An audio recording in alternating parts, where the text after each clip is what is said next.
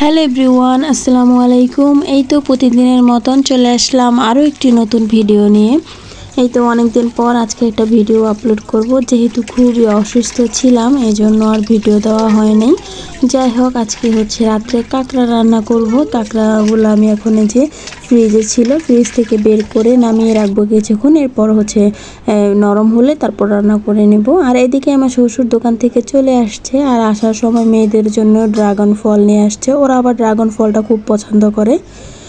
আমার বড় মেয়েও ড্রাগন ফলটা অনেক পছন্দ করে, এই জন্য দাদা আবার ওদের জন্য ফল নিয়ে আসছে। আমার শাশুড়ি আবার কেটে দিতেছে। আর এদিকে হচ্ছে অনেকগুলো ডিম নিয়ে আসছে, আমি আবার এখন ডিমগুলো রেখে দেবো ফ্রিজে।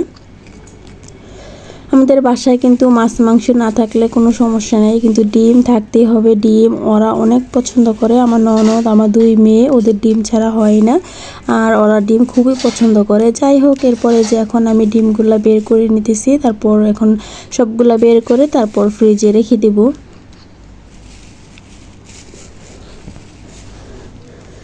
এরপরে যে চলে আসলাম রান্না করতে। এখানে আমি অনেকগুলা পেঁয়াজ কেটে নিয়েছি, তারপর কাঁচামরিচ ছিল, আদা রসুন বাটা, জিরা বাটা, এরপর অনেকগুলা রসুন, এক বাটি রসুন, এগুলো দিয়ে আজকে কাঁকড়া রান্না করব। আর কাঁকড়াটা হয়তো অনেকে অনেকভাবে রান্না করে, আমি হচ্ছে ঝাল দিয়ে রান্না করব না, আমি সাদা করে কাঁকড়াটা রান্না করব। অনেকে হয়তো বা মশলা দিয়ে কষায় রান্না করে, আজকে মশলা দিয়ে কষায় রান্না করব না, আজকে একটু অন্যরকমভাবে রান্না করব। এভাবে হচ্ছে আমার শ্বশুর রান্না করে, অনেক মজা লাগে খেতে।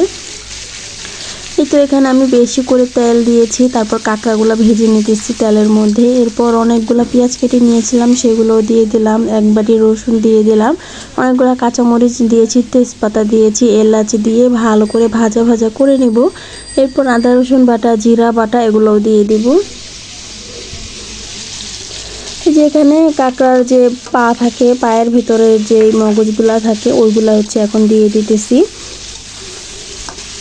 আমি প্রথমে কাঁকড়াগুলো সেদ্ধ করে নিয়েছি, সেদ্ধ করার পর তারপর হচ্ছে কেটে নিয়েছি, আর পাগুলা ছেঁচে ভিতরের যেগুলো থাকে শ্বাসগুলো ওগুলো দিয়ে দিয়েছি।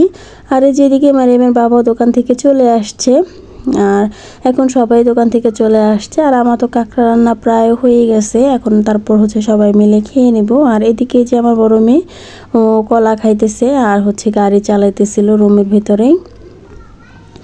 বড় মেয়ের কলা খাওয়া দেখে মনে হলো যে আমিও একটা কলা খাই। আমার কলা তেমন একটা ভালো লাগে না, খাইও না, কিন্তু হঠাৎ করেই মনে হলো যে আজকে একটা কলা খেয়ে দেখি। এরপরে যে আমার ছোট মেয়ে, ও তো ওর দাদাকে পেয়ে, ওর বাবা আসছে, সবাই আসছে, এখন তো পুরাই খুশি। যাই হোক, এরপরে যে এদিকে কাঁকড়াগুলো তো একদম ভাজা ভাজা করে নিয়েছি, আর একটু ভাজা ভাজা হলেই আমি নামাই নেব। আর এভাবে একবার সবাই ট্রাই করে দেখতে পারেন, আসলে অনেক মজা লাগে খেতে এভাবে। আর এদিকে যে কাঁকড়াগুলো রান্না করা হয়ে গেছে, আর সবাই মিলে এখন খেয়ে নিতেছি, অনেক মজা হয়েছিল। এভাবেই কিন্তু ভাত খাওয়া যায়, তরকারি লাগে না। আমরা অবশ্য কেউই তরকারি লই নেই, সবাই আমরা এই কাঁকড়া দিয়েই খেয়ে নিয়েছি। যাই হোক, এরপরে যে রাত্রের খাবার শেষ করার পর একটু ড্রাগন ফল খেয়ে নিতেছি। আর আমার বাবা সবসময় করে কি, মানে ভরা পেটে বলে ফল খেলে ভালো হয়, এজন্য সে সবসময় বলে খাওয়ার পর একটু ফল টল কেটে দিতে। তারপরে যে এখানে ড্রাগন ফল আমি আর মারিমের বাবা দুজনে মিলে একটু খেয়ে নিলাম। যাই হোক, তারপরে যে এটা হচ্ছে এর পরের দিনের ভিডিও ছিল। আমি আর আমার শাশুড়ি দুজনে মিলে সন্ধ্যার নাস্তা করবো আজকে দই চিড়া। আর বাসায় যেহেতু দইও ছিল, চিড়াও ছিল, তাহলে ভাবলাম যে দোকান থেকে কিনে না এনে বাসায় বানিয়ে নেই দই চিড়া। আর তো এখানে আমি চিড়াগুলো ভালো করে ধুয়ে পরিষ্কার করে নিয়েছি। এরপরে যে কিউব কিউব করে আম কেটে নিয়েছি, আর এখন দই দিয়ে দিতেছি। এখানে অনেকে কলা দেয় বা যে কোনো ফল অ্যাড করা যায়, তবে বাসায় কলা ছিল না আর আম ছিল, এই জন্য আমি আমটাই অ্যাড করেছি। আর আম দিয়েও কিন্তু খেতে খারাপ লাগে না, অনেক মজা লাগে খেতে।